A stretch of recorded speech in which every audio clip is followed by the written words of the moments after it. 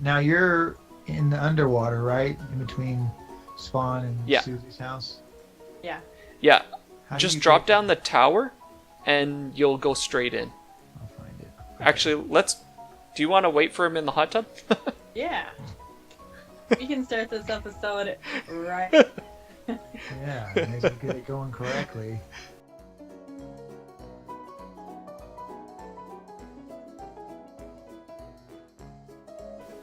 Nice.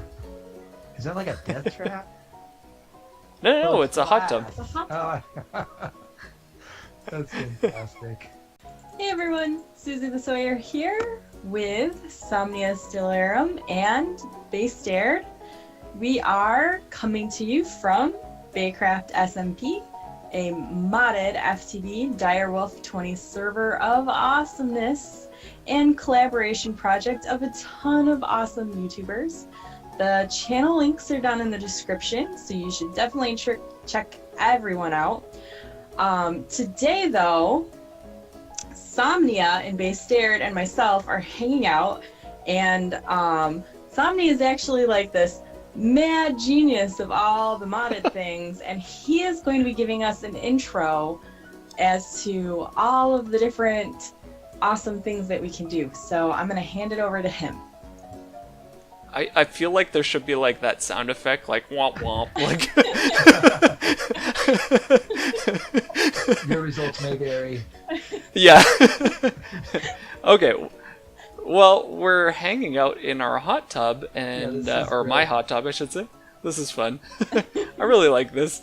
And we want to talk a little bit, do a little bit of an intro with power systems and modded Minecraft and the different types of machines that we can do. So I think it's going to kind of be like a bit of a question and answer period for a bit. I'll kind of talk about like how I approach things, and then see what you guys want to do or whatnot, and kind of the different things. Like when I was talking about the Scuba Gear before we started recording, I could show you those machines and how I got them powered, and they're kind of a little special because they've got their own power systems and different stuff like that. So yeah, So do you need I a guess special machine just to make a Scuba Gear? you need an I think it's an MFR, a Mine Factory Reloaded machine, and then their power systems are different than some of the other power systems for the other machines that we'd be using. So we can head over to my machine room, and I could kind of show you guys that. Yeah, I'd like to see Yeah. how they're different. Yeah.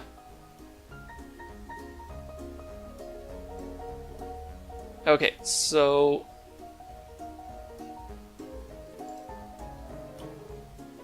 the machines that I used, they were Industrial Craft actually. So Industrial Craft was one of the first mods, I think, and so they started, and each mod sort of created its own power system. So Industrial Craft has their own power system, and then something like Thermodynamics came after and created their own power system.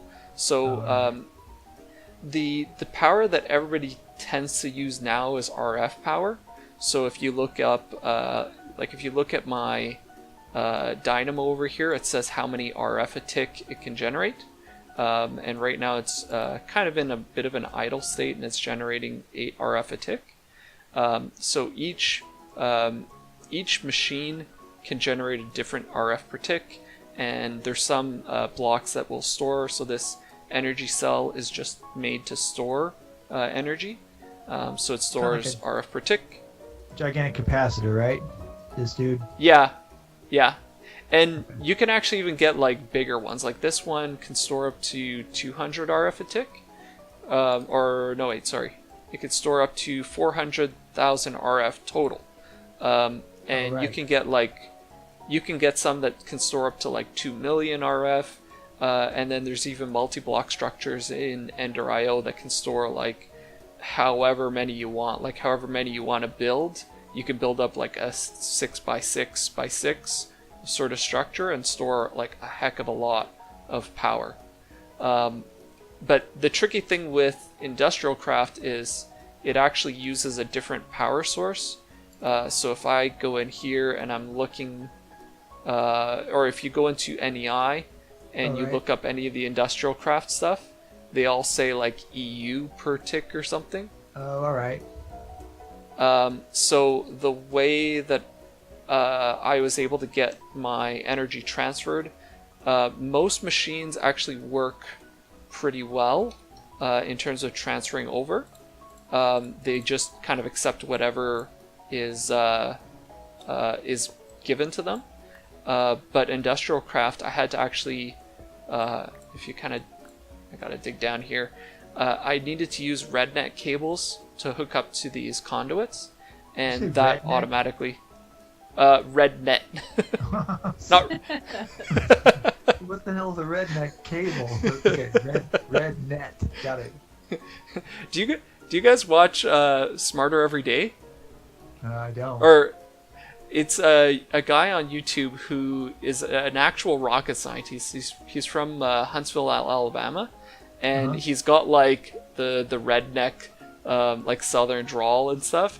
And Oh, he's nice. like a super smart guy, and it's like the best YouTube channel. It's so awesome. That would be awesome. Okay, Okay, so those are red net energy cables for Mine Factory. Yeah. where are those They- coming from? Like, Um, doing? Okay, so the power is coming out of this energy cell over here, and it's going along those cables in the background. And this is Right. where, like, yeah, this is where morphing into like a chicken or something is Oh. really useful. But you could just like get right in the back here and move around and stuff, and Oh yeah, okay. kind of do whatever you need to do, sort of thing. So I can get like right in the back here and do all my wiring and stuff, and then come out here. I think a bat might work well too. I can get... Yeah, bat works. Oh, cool. All right. Or- Are you a fish? You're a silverfish. Yeah. Okay. All right, cool. So- Yeah.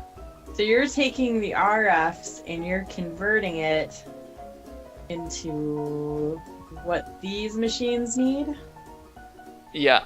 So these RedNet energy cables are able to kind of connect with those machines. So that's how I'm able to convert that into what I need. Oh, okay. So otherwise, for the Mine Factory stuff, you would need a power source that was producing EUs. Yeah. Okay. In which I don't necessarily want to do. Like I want to have one power source and Right, kind of right. pipe. Yeah. Oh. That makes sense, especially because you can use lava drums. You can go into the Nether or wherever you're getting lava from, pump it into the drum, send it through the dynamo, and then use this basically as a capacitor for some of these smaller machines. Yeah. And Okay. and I can even build. There's a power monitor that I usually build. It's from Ender.io, and it gives you like a readout of how much energy you have stored throughout your network as well. So like each machine has its own sort of like internal capacitance. So it has a bit of energy stored up, and you can actually use a power monitor to sort of measure how much you have stored throughout your network. Like if you have 20 different machines, it'll measure all the energy through all those 20 machines, along with all your capacitors and that sort of stuff. And you can really do some like quite sophisticated power system type stuff. Nice. Which as an engineer, I just love all this stuff. Oh yeah, that's where I am. That's the only reason. I won't say the only reason. It's one of the big reasons Redstone from vanilla was one of the reasons I got so enthralled with the game to begin with. All the automation you could do just in the vanilla world. So yeah, this stuff is a little much because I'm still trying to learn like what each. Well, I think it's because we have so many mods. So like what you're saying is I've only used Ender.io so far. I have a leadstone energy cell. I have some of the Ender.io machines, but I don't have any of these applied energistics or industrial craft stuff yet. So Yeah. I'm still very, very new to it, but it's fascinating. All right. Yeah. So I'm looking at this alloy smelter. Yeah. Now, like I hit shift and it tells me a bunch of different stuff. Like it says that you can upgrade it with capacitors. What are capacitors? Okay, so if you go into the screen and you can see there's like 100,000 RF that's stored up in there, right underneath that there's a spot that you can put capacitors. So capacitors will speed up the machine, and I think it will also let you sort of improve your power storage as well. And then I think some machines might have like functionality that would be opened up by the capacitors. And then Like on to the alloy find smelter, if you, I think the only one I saw on that one is on the alloy smelter. If you use like the double layer capacitor, it will work basically twice as fast. It's a tiny bit less efficient, but it's basically twice as fast. So right now Yeah. it's in redstone mode. Like, can you switch that into other modes? What happens to that? Yeah, well, the alloy smelter can work like a furnace, or it can actually, let me see if, okay, so if I wanted to make Invar, for instance, Cool. I can make the Invar blend, which is by sort of mixing a couple different things together. And the other thing that I can do is I can actually smelt 1 ferrous and 2 iron together. So let's see. I'll just go and grab, I think I have some... And see, Suzie, you're looking at that where it says redstone mode up in the top right hand corner. Yeah. Always active. Oh. You can actually change that to where it actually would require a redstone signal to process. Oh. Right, like right now it doesn't need a redstone signal because it's always active. Oh, okay. So what's And then the bottom right. down below? Yeah. So the next one is configure IO. That's how you can actually make it push and pull from things around it. Oh. And then the bottom button So is what happens furnace. if I click on these things? Will I mess it Go up? ahead. Probably nothing that he can't fix. Yeah, go ahead and change whatever you want. Actually, I'll show you guys a setup that I want to do in any case. Just give me a second to grab some stuff. So configure IO. What does this do? Okay, so like hover over the the side that's facing you, and you see where it says none. Yeah. Like if you put your cursor on any of them, there's nothing there to see, right? If you took a chest, I don't have one, do I? Anyways, you can talk about it. If you took a chest and put it on top of this thing, right? Uh-huh. Instead of it saying none, it would say, oh, there you go. Oh, it says pull. Yeah. And then if you Oh. left click again, you can push and pull or push only. Oh, nice. Yeah, so you can basically, you So can put you- a chest It's like on an top of it. automatic furnace, basically. You can feed stuff Yeah. in and then it can pop stuff right out. Yep. That's nice. So what It are helps the automate. recipes? Oh, 266 recipes? Yeah, there's a lot of stuff you can do with Well, it. and that's Oh, because wow. it basically gives you everything. It's kind of like going through NEI to find something, but you can basically cycle through these and find, oh, I need to know how to make, well, what he said, we can make some Invar. I need to know how to make Invar, so I have to put these two things together. So, okay. So now I see how this can be a furnace or Yeah. it can only make alloys. Yep, you can put it in furnace only mode, alloys only, furnace only, and then all smelting, which will basically leave it all smelting. I don't really know, and maybe you can answer that. What is the benefit of changing? Is there some things that you can only do in one mode or the other, or is that more for automation? There are some things that you can only do in one mode. So like if you have all smelting, it's like I can cook up some dust into ingots or the different stuff like that. But if I want to do, for instance, alloys, so well, one of the first ones that I need to do in order to get these conduits, if I just put iron and redstone in there together, and it creates this conductive iron, which lets me create the conduits. So all the conduits in the back, it's made with those that conductive iron, and so you have to use the alloy smeltery to like kind of combine stuff, right? You can also use it to create. Somehow I got a hopper. Oh, that's fine.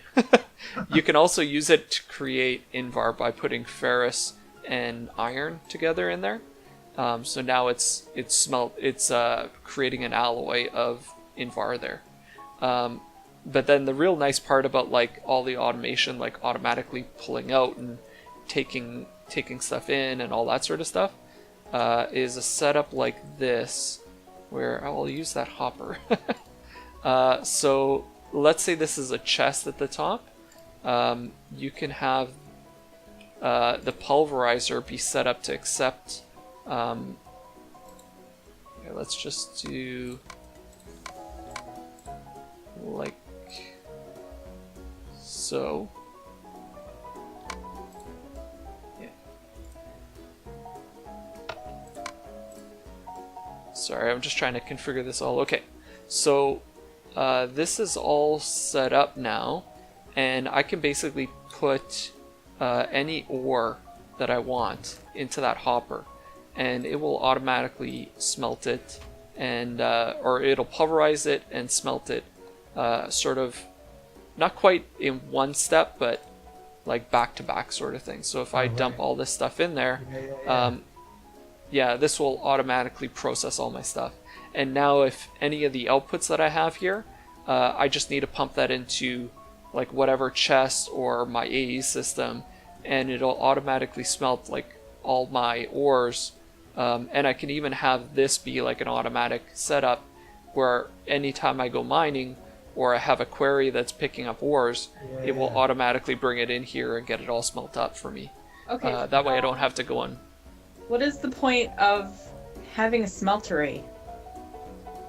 You can do, well, the smeltery is really good at the beginning because it doesn't take a lot to make that. So this takes a lot of metal in order to get a system like this all set up at first. Yeah. And then you also can't do like your tinker's tools any other way. Like if you're trying to make make hammer or okay. Yeah. Then you have to be able to melt the metal and then pour it. Okay. So that's not something that you can use ingots on a tool forge for then? Well, in terms of automating it, it might be tricky. You might still be able to automate it though. Like even the tool forge. Oh, can you really? Yeah, I think so. Maybe. It depends, I guess. Yeah, because I know like the smeltery is good. That you said if you're gonna stick with tinker tools, which is fun, I think you have to have those to actually pour the shapes that you need. But the thing is, once you've made the items, you still only need the ingots to fix them. Yeah. So you only really need the smeltery to get the original pieces that you need to make whatever it is you're trying to make. Okay. Yeah. Well, this is really useful for automating, like if you're going, automating mining, or even if you just come back with your, your miner's backpack chock full of stuff, and you can chuck it into a sorting chest, and it will just start processing it. Yeah. And even your smeltery, you could actually automate that if you wanted to. Like, there's a lot of different ways of moving items back and forth. So like in vanilla Minecraft, we always have like these hoppers, or there's like item channels with like ice on the bottom of them. Oh, right. Yeah. But in modded, you have like item ducts that you can use to move stuff around. Or you can use that, what are those channels you make with the, what are they called? Ender pearls, right? Oh, yes. System with Ender. Yeah, Ender IO stuff. Conduit, flexible conduit or something. Yeah. So to do that, you need an item conduit in Ender IO, and you need a bunch of Ender pearls and that sort of stuff. Yeah. Yeah, you can use that if you have a good supply of Ender pearls. Although one Ender pearl goes quite a way, so you can maybe get like 30 or 40 conduits out of one Ender pearl. So that's certainly something you can look at. There's a lot of ways, like even AE, like if I wanted to use this, I could use that to do like all of my item transport and just have a bunch of AE conduits, or what is it, AE glass cables, have those kind of spread out throughout my base, and use that as all my item transport. And even, yeah, so, and you could even do stuff like, when you have your query, one thing I usually do with my query is I set up a small little AE system, so that all I have to transfer back is my ME drive. I just take it out and I bring it back to my base. And that has all my items in it. So me and Suzie were talking before we started recording about like the AE system and what you can do with it, and it's like a big item storage. It's like a mega chest. All right. I don't know. Oof. That's getting into more and more. I mean, it's totally fascinating. It's like you said earlier. It makes my head hurt though after a while, because the thing is, you start looking at recipes and you're like, oh, I need one of these, and then you look at the recipe for that and it's, oh, I need 14 of these things, and you're just compounding over and over and over again. Yeah. The nice part about AE, the really nice part about AE is you can actually have like auto crafting set up. So if you are constantly doing something, like constantly crafting like a chest or something, you can automatically have it craft those for you and keep a certain supply of it for you. And yeah, and if you kind of built up, like if you know you need a chest in order to build a hopper, you can tell it, okay, here's how you build a chest, and then here's how you build a hopper with the chest. And then if you go into your AE network, you can actually tell it, I want to build 20 hoppers. It'll automatically build the 20 chests you need and then build the 20 hoppers. Like, it's really cool that way. That's fantastic. I'm gonna have to do some more homework. Yeah. So that's all just from this right here, from this terminal in the drive. You can make all that happen. It takes a bit more than that. Like, you need crafting computers. You need storage for those computers. Once you get up to that point, you likely need to start worrying about channels. So let me see. Let me just show you one thing with AE. I found patterns. Let's see. Crafting Okay, so units, there's... crafting coprocessors. Yeah, there's a lot of stuff in there. Holy crap. There really is. Okay, I need a piece of wool, and I don't know if I have it. If not, I'll just kind of explain it. I don't have any wool. I don't know. If I turn into a sheep, can you shear me? That'd be really funny if you could. Let's try that right now. I'm so willing to try. Does anybody have shears? Here we go. I've got a lot of iron. Yeah. I should have shears somewhere. Oh, I do.